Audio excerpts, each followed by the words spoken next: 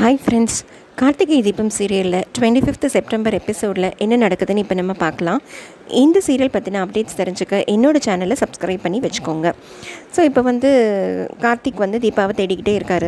இப்போ தீபா அவங்க கீதா கிட்டே சொல்கிறாரு, இந்த மாதிரி நான் தீபாவை போய் பார்க்க போனேன், ஆனால் அந்த இடத்துலேருந்து அவங்க வேறு இடத்துக்கு போயிட்டாங்க அப்படிங்கிறாங்க. கீதா சொல்கிறாங்க, எனக்கு ஒன்றும் புரியல அப்படின்னு ஒன்று இவர் நடந்தது எல்லாத்தையும் சொல்கிறாரு. அப்போ ஒன்று கீதா சொல்கிறாங்க, நான் போய் துங்கா கிட்டே சேர்ந்துட்டா தீபா சேஃப் ஆகிடுவாங்க, நான் வேணால் போயிடுவா சார் அப்படின்னு சொல்லி கேட்குறாங்க. அதுக்கு ஒன்றே கார்த்திக் சொல்கிறாரு, உங்கள் 2 பேரையுமே நான் துங்கா கிட்டேருந்து காப்பாற்றணும் தான் போராடிட்டு இருக்கேன், கொஞ்சம் பொறுமையாக இருங்க, தப்பாக எதுவும் யோசிக்காதீங்க அப்படின்னு சொல்கிறாரு. ஸோ இதை கேட்டு கீதாவும் சரி நீங்கள் சொல்கிறதுக்காக நான் சும்மா இருக்கேன் சார் அப்படின்னு சொல்கிறாங்க. இந்த பக்கம் கார்த்திக்கோட அம்மா கல்யாணத்துக்காக ஏற்பாடெல்லாம் பண்ணி வச்சுருக்காங்க. ஸோ கோவிலில் 9:10 கல்யாணம்னு சொல்லி அவங்க மீனாட்சி கிட்ட சொல்லி எல்லாமே தாலி முதற்கொண்டு எல்லாத்தையும் ரெடி பண்ணிட்டாங்க. இவங்ககிட்ட சடங்குக்கு போகணும், ரெடி ஆகுங்கன்னு சொல்லியிருக்காங்க. ஸோ இப்போ கீதா சொல்கிறாங்க, உங்கள் அம்மா வேறு ஏதோ சடங்குலாம் பேசிகிட்டு இருக்காங்க, எனக்கு ரொம்ப பயமாக இருக்குது சார் அப்படிங்கிறாங்க. இல்லை அம்மா அடிக்கடி இப்படி தான் பூஜை சடங்குன்னு எதாவது பண்ணிகிட்டு இருப்பாங்க, நீங்கள் அதெல்லாம் பற்றி எதுவும் யோசிக்காதீங்க, நான் பார்த்துக்கிறேன் அப்படின்னு சொல்கிறாங்க. இந்த பக்கம் நர்ஸு சக்தி தீபாவை அந்த ஆசிரமத்தில் வச்சு பார்த்துட்ருக்காங்க.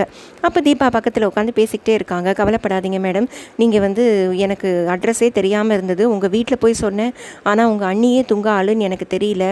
ஸோ இப்போ உங்கள் ஹஸ்பண்டோட அந்த மியூசிக் கம்பெனி அட்ரஸ் எனக்கு கிடச்சிரும், நான் கண்டிப்பாக அங்கே போய் மீட் பண்ணி உங்களை அவங்களோட சேர்த்து வச்சுருவேன், நீங்கள் சந்தோஷமாக வாழலாம் அப்படின்லாம் சொல்லி பேசிகிட்டு இருப்பாங்க.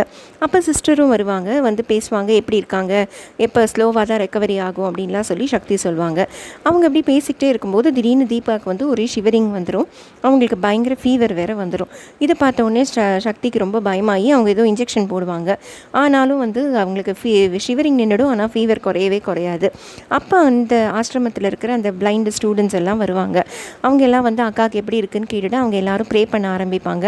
அப்போ உடனே அந்த சிஸ்டர் சொல்லுவாங்க, ஏதாவது ஒரு டாக்டருக்கு வேணால் ஃபோன் பண்ணி கேளுங்களேன் சக்தி, ஒரு அட்வைஸ் கேட்டால் நம்ம எதாவது செய்யலாம்ல அப்படின்னு சொல்லி சொன்ன உடனே சக்தி உடனே ஒரு டாக்டருக்கு ஃபோன் பண்ணி கேட்பாங்க. அவங்க ஏதோ 2-3 மெடிசன் சஜஸ்ட் பண்ண உடனே அந்த மெடிசனை இவங்க இன்ஜெக்ட் பண்ணுவாங்க அவனோட ட்ரிப்ஸில். ஸோ அதுபடி அந்த மெடிசன் உள்ளே போனோடனே ஃபீவரும் கொஞ்சம் கொஞ்சமாக விட ஆரம்பிச்சிடும். இந்த குழந்தைங்களாமும் தீபாக்காக ப்ரே பண்ணிக்கிட்டே நின்றுட்டுருக்கோம். ஸோ ஜுரம் விட்டுடுச்சுன்னு சொன்ன உடனே அந்த குழந்தைங்களுக்கெல்லாம் ரொம்ப சந்தோஷமாயிடும். அப்புறம் சக்தி டாக்டருக்கு ஃபோன் பண்ணி தேங்க் பண்ணுவாங்க, ஜுரம் விட்டுடுச்சு, உங்களால் முடியுமா டாக்டர், இங்கே இந்த பேஷண்ட்டை பார்க்க முடியுமா அப்படின்னு கேட்பாங்க. டாக்டர் இல்லை எனக்கு நிறைய அப்பாயின்மெண்ட்ஸ் இருக்குது, நீ வேணால் கூட்டிகிட்டு வந்துடுறேன், நாளைக்கு வந்த உடனேவே நான் பார்த்து அமுச்சு விட்டுறேன், கொஞ்சம் டெஸ்ட் இல்லாமல் இங்கே ஹாஸ்பிட்டல்னு வந்தால் பண்ணலாம்ல அப்படின்னு சொல்கிறாங்க. இதை கேட்டவுடனே சக்தியும் அக்செப்ட் பண்ணிக்கிட்டு சரி ஓகே நானே நாளைக்கு கூட்டிகிட்டு வரேன் அப்படின்னு சொல்கிறாங்க.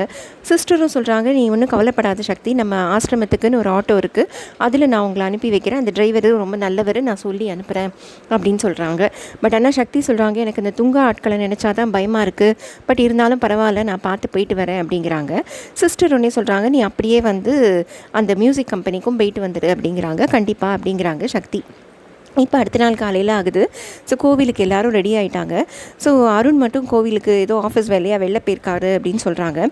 உடனே கார்த்திக்கோட அம்மா ஐஸ்வர்யா கிட்ட சொல்லி, நீ போய் அருண் ஆஃபீஸ்லேருந்து கூட்டிகிட்டு வந்துடு அப்படின்னு சொல்கிறாங்க. ஸோ இப்போ ஐஸ்வர்யா அந்த மியூசிக் கம்பெனிக்கு போகிறாங்க அருணை கூப்பிட்றதுக்காக.